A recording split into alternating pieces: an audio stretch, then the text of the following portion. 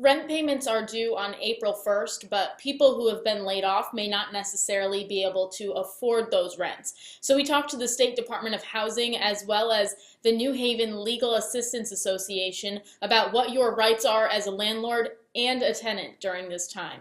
Aaron Turner from the Department of Housing says the state is currently talking to cities and towns about the potential to provide some flexibility related to property tax deadlines and interest. He also says the governor may issue an executive order on this within the next 48 hours. This is important for landlords who rely on rent payments to pay for their properties. We asked you what questions you have in regards to rent payments.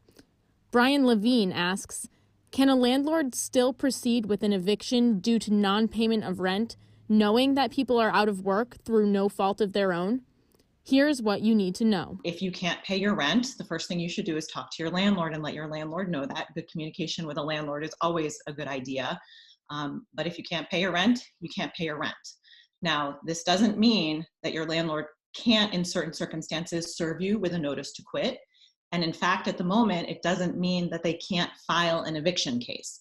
But the courts are not taking any action on eviction matters right now. So the court will hold the case until the court opens. So again, not panicking, communicate with your landlord. The state is asking landlords to be compassionate and patient. Local, state, and federal governments are working on the economic effects of the pandemic, including the impacts on landlords. For renters who are scared they may be kicked out of their homes, I want it to be very clear to people, landlords cannot lock you out.